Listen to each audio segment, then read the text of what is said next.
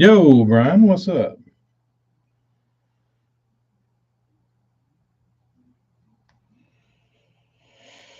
I'm back in the swim jig business. Just periodically, though. Just for a minute. Jeremy, what's up? Had an old buddy of mine call me. Pretty funny. He called me and he said, "Hey, I need some swim jigs." I said, "All right." Said, "Which one? What color?" He said, "Oh, it's this shad looking thing." I said, "All right." Send me a picture of it. And I said, "How big is the hook in it?" And he said, "Pretty big." I said, "All right." So what I was doing by asking about the hook was I was gauging how old the jig was. So uh, if it was the Noella head, I knew it would have that big ass Gamakatsu Sawash hook in it. And if it was my old swim jig that I would pour, I knew it was going to be the uh, the Yamamoto hook. So he sends me a picture, and sure enough, dude, it is the old bullet head. He still had the old bullet head that I poured probably in like 2010. So he's still swimming jigs that he got from me 13 years ago, um, which I was kind of surprised at. And because you really like down here, you swim a jig on 50-pound braid. Uh, you don't lose them because you're swimming them around grass. So a swim jig, I mean, besides like dulling the hook up, pretty much don't lose swim jigs. Um, but he had been rocking the jigs he got from me 13 years ago still, and I guess he finally got down to a couple. Uh, which I've got jigs in my box from that era that are pretty roached out, but I'd still swim them. Like they don't bother me that they're old, but the hook is what I like so much. I wish I could get the hook, and I wish it was a production hook because if I could go back and do it again, I wouldn't have got that Siwash tuna hook. It's good, and I like it for certain applications, but day in and day out, sometimes I like in the summertime, or this time of year, I like a smaller hook. Um, when their mouths get mushy, um, especially when it gets really hot. But when it's cold and their mouths are hard and you can early in the year, I don't mind that big ass hook. Or also trailer, whatever trailer you're throwing, kind of depends on what uh what hook. But if you need a little more bite, throwing a real beefy trailer. But can't get these hooks anymore.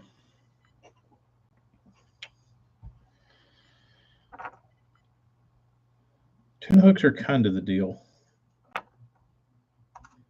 It's not a universal hook, in my opinion. Um, do, do, do, do, do, do, do.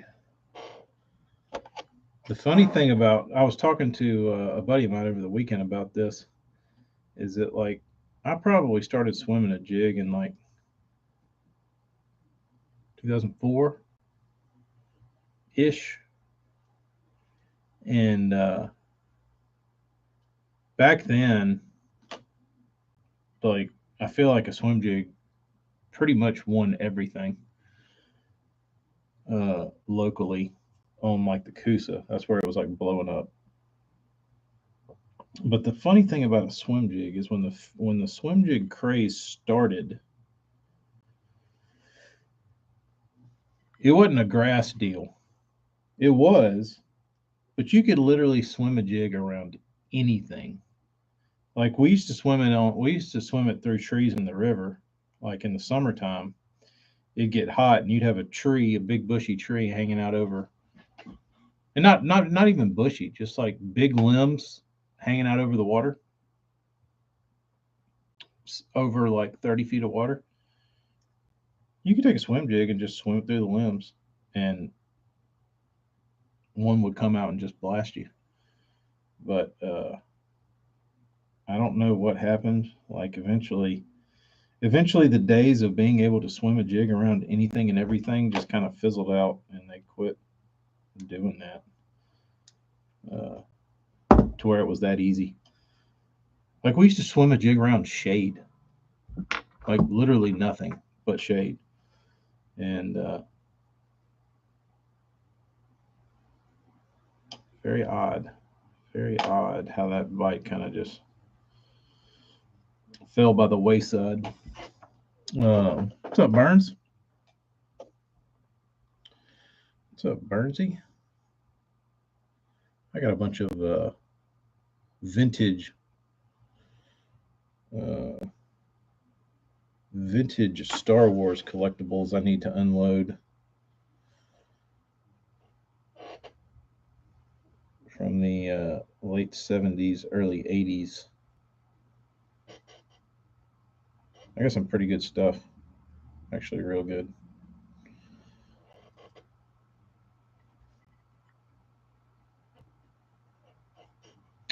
But been swimming the jig a long time. It accounted for a boatload of bass. And the most troubling thing I think about a swim jig is that if you go up north, you got to reel it. You can't shake it. And I think that drives southern, specifically Alabama anglers, insane. That they can go up north and no shaky shaky. Got to just reel the damn thing. And I don't know why that is. It's such a weird thing that it's like so effective here and it's seemingly worthless up north. Very, very odd. Very odd.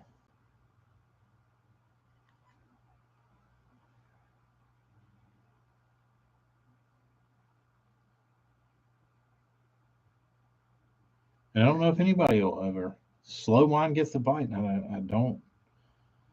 I don't understand it because down here it's like a speed thing. I don't I don't typically like that speed for anything. But this is the old Tacklecraft swim jig. The bullet head's lame. It was all about that hook. That's that hook Yamamoto had made. All right, what else I gotta do? All right, that you can only buy off the black market. It's not nearly as sexy as the jig head I had made, but dude, this is the worst. Trying to put a skirt on, add color to it after the fact. I'm trying to put a band of chartreuse on it. because he wanted black and chartreuse. And the skirt tabs didn't have chartreuse in them, so I'm trying to add it.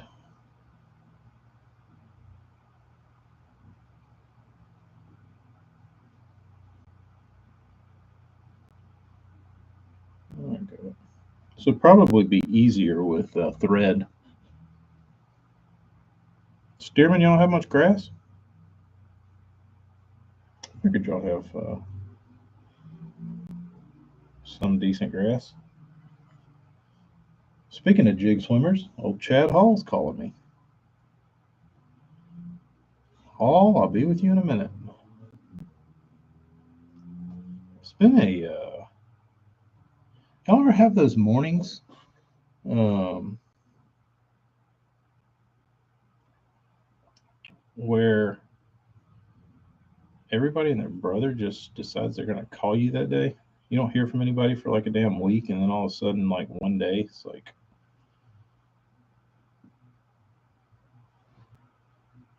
you're you're on the memo.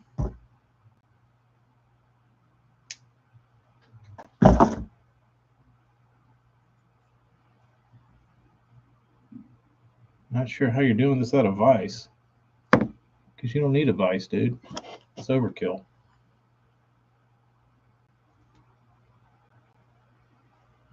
Just wire. And it's probably the main reason is because I've probably tied more jigs outside of a Vice, like in my boat and like sitting in a chair at a camp house or something, or in my truck. Probably done that more than I ever have sitting down in a Vice. So it would probably take me longer to do it in a Vice than to do it not in a Vice.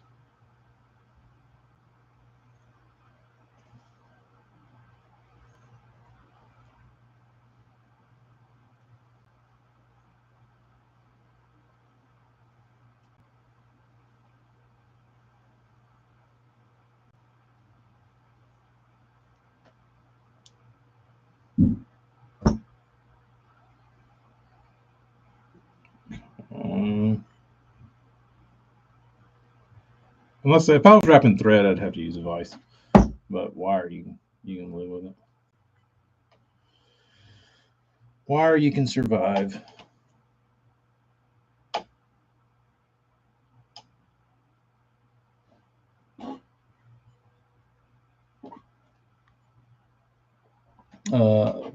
Buddy of mine,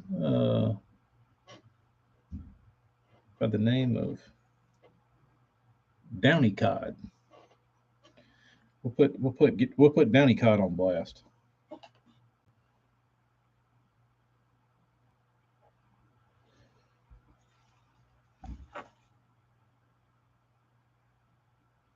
I like wire. Um,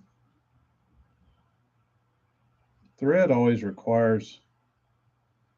Uh, the other reason I like wire is because I typically do this with this wire's too long.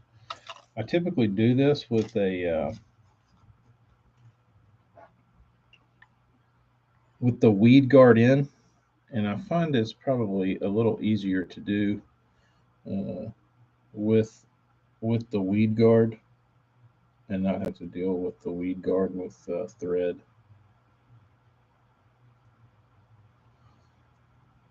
And seems like to me, but I'm not a thread wizard. I've dicked with it, but I always liked wire. I couldn't. I was never great with like the whip finishing. Like every time I'd learn how to whip finish, I would forget, and I'd have to like go back and relearn it. And I never got great at a whip finish.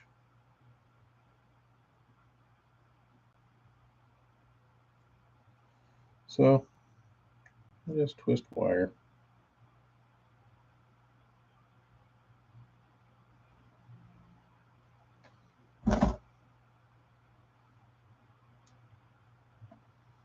The worst is when you're cutting your little wire snippet off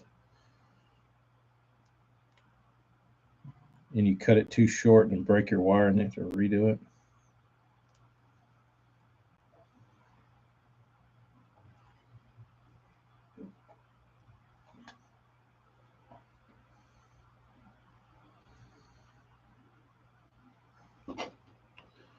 There you go.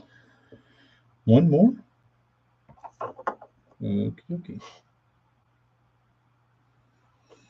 No. I feel like I'm missing 1, 2, 3, 4. Oh, it's 5. Two more. I feel like a little noob because I hadn't done this in so long. It has been a while since I have tied some jigs up. I'll go in phases where I'll go and I'll get inspired to tie some jig skirts or whatever. And I typically try and get it out of my system and do it all at once.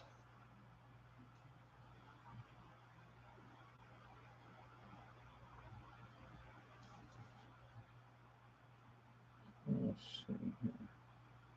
Oh, dick. If I was using thread, that wouldn't happen.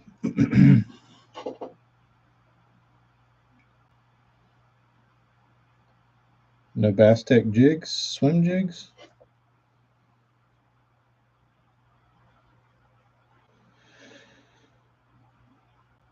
No reeling jigs.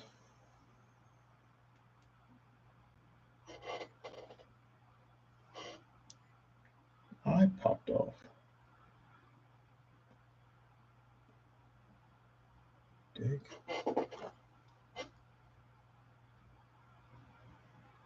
Whoa. Whoa.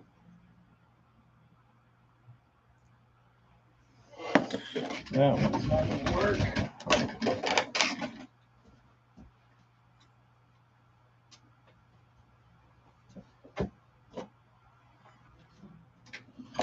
We'll just redo that one from the beginning.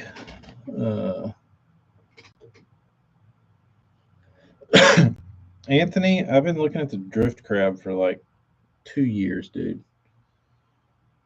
I don't know. Can you get them in the States now?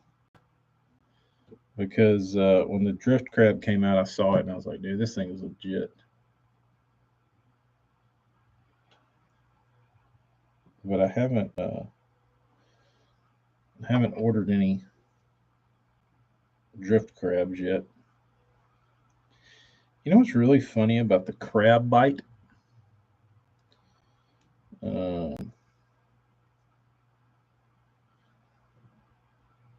Is that I've got some like really realistic looking crabs, and they don't seem to like get bit. I mean, they do, but not as good as you would think. But I think the drift crab is different because it's got movie appendages. Like the ones I have, the appendages probably aren't as crabby or as like they don't have as much action. So I'll go dig them out. I fished them not too long ago, and I got some bites on them, but not like what you'd think. What is going on?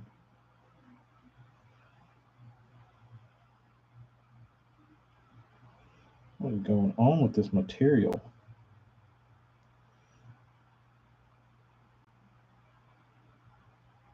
All right. But I think the drift crab is going to be legit. Another Japanese oddity that will work all over the country, and nobody can explain why. Besides, it just looks odd. Using the drift crab on Murray. I heard a rumor of that. Somebody told me that. But their little promo video of it makes it look awesome. I mean, it does look like a crab, but it also just looks like something edible.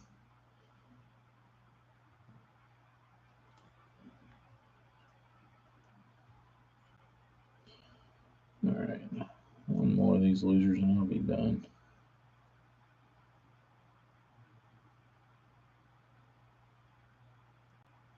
That's why I can never tie jigs like in volume, because it drives me nuts when the skirt material doesn't like line up perfect. I get real anal about how my skirt pads lay, and I'll just sit here and like rub on them and rub on them and rub on them to the point where you got like 10 minutes sitting there digging with a jig.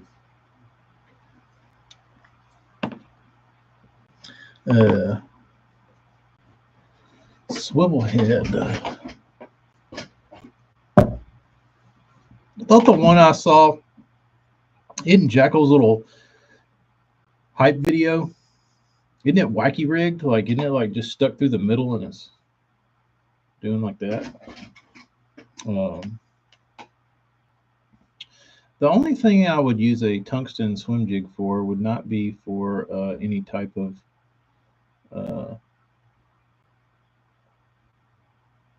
bite detection. It would be for to make a small profile.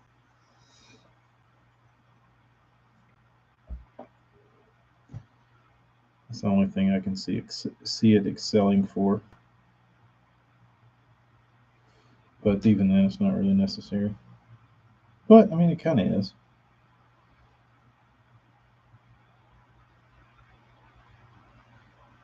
Maybe that's next for Tacklecraft.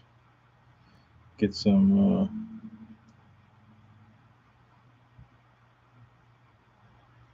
overseas man to make me some maybe some jigs, so I don't have to sit here and do this, because they're way better at it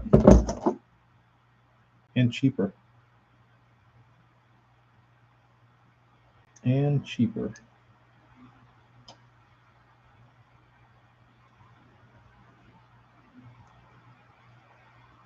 It's funny, some of these, they go together like butter, dude. It's like everything lays down, everything fits like it should.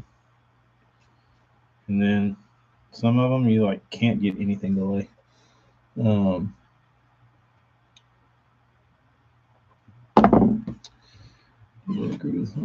Later, Bob. Where's Bob going? Gotta go to work. All right, Bob. I'm about to go paint myself. Burns, I have not painted, or I haven't tested the Dreamwalker because it's sitting back behind me covered in paint. And I haven't clear coated it yet. But I will.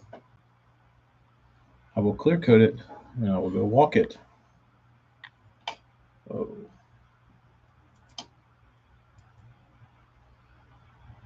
But I was going to go a couple days ago, but the road to get to the pond had like a red light pole fall or something, or they were working on the red light and they completely blocked the intersection, so I couldn't even drive there. So it's just one of those things. One of those things. Amy sent me the link and said, "Can't get down Spring Hill today." Yeah. Okay. No pond testing for me then. I'm getting spammed with.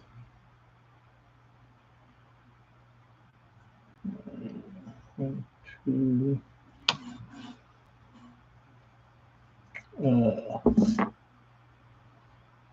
Nasty Nate, I can't show it off because it's got The paint that we shall not speak of.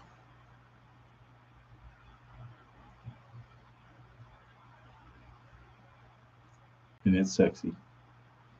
Don't you have a bait, Nasty Nate, with the scales? If you do, I'll show you. I'll show you a picture of this one. If you already have the bait, then I can show it to you. But if you don't, I'm sorry. You've got two. Okay. Well, I will film you a little video in a minute. I'll walk outside and get you a vid and send it to you.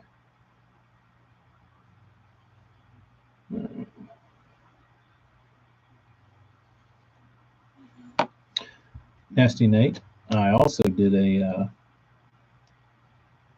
I won't say. I won't say. But what are we looking at here? What is this picture? Oh, I thought it was.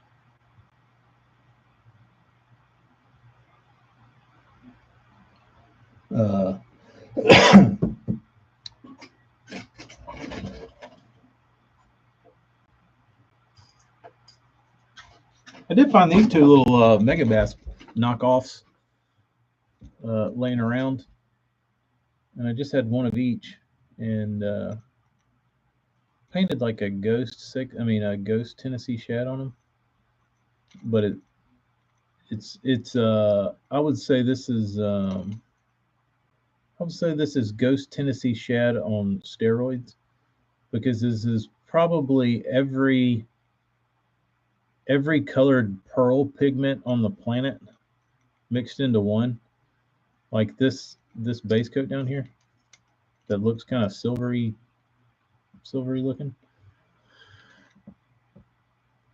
is pretty much every pearl color imaginable. Purple, green, blue, gold, white, violet, red, everything. So it's almost holographic, but not as ugly.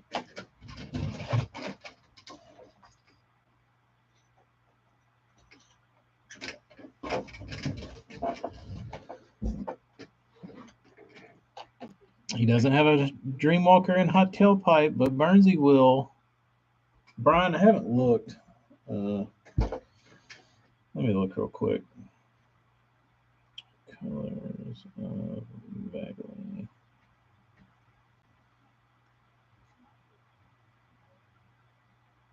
I liked the. You know, it was funny. I was trying to pick an eye color, and I looked at the gold, and I was like, that looks pretty good. And then I put a red one on there. And I was like, ooh, the red looks good too. And then I looked at that one, and I was like, I don't know which one to choose.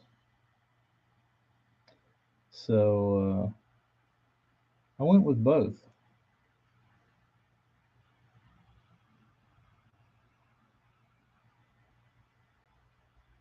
Here you can actually see scales. But you see this thing in the sun, and it's really bright. Really bright. All right. Let's see.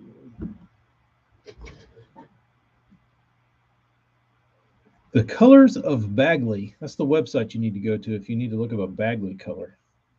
Color codes and rarity.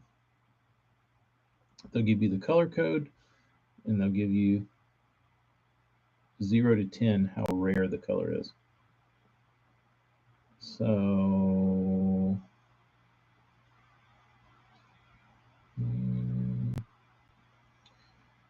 I think that would be, I don't know what that color would even start with. Brian sent me a picture of a bait this morning, and it was another guy sent me a picture of a bait that was really rare not too long ago.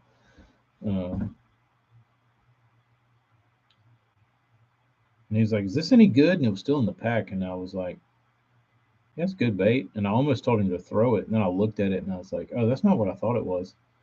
Um, let's see if I can find. The purple one with the tiger stripes is not rare. It's the other one. It's called 88T is that color code.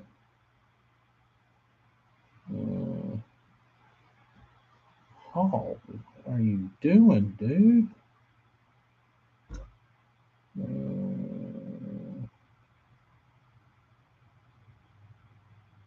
The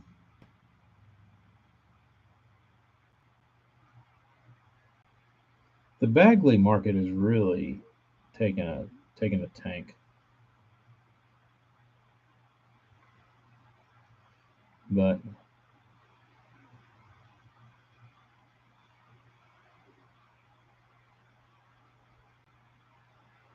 how much one get clearance to see this fancy color?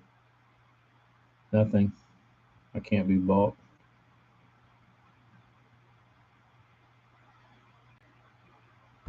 Especially you. You're a bait builder and a painter.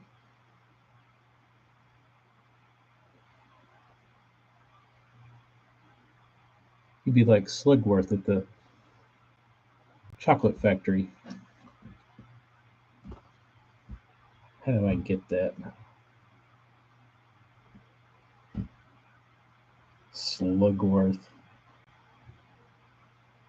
Uh, Speaking of Slugworth, Brennan, you did a good. I like your final design you decided on for the shirts. It looked very clean and nice. Much. I liked it a lot more than all the colors. I like the clean and simple, but that's just me. But I think you made a good choice.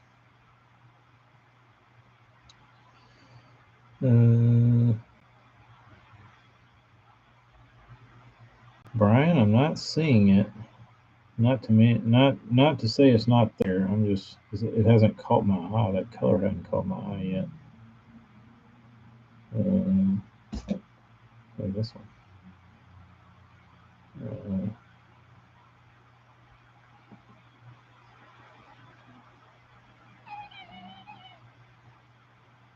Man, that's blue. Anchovy on white, color 7. I'll have to go back and look. But anyway, I'm gonna get out of here. I got some swim baits to paint. But anyway, so you see. Anyway, I'll talk to you guys later. I talked to my buddy Keith this morning. He said, "When are we doing the spinnerbait show?" I said, "You want to talk about spinnerbaits?" He's like, "Yeah, I was watching one of your streams and got me fired up." Okay, maybe do that. So try to have one of those one of these days if I can figure out if he has internet connection at his house. But anywho, all right, y'all be good. Short stream today. We'll check in later on. See you later.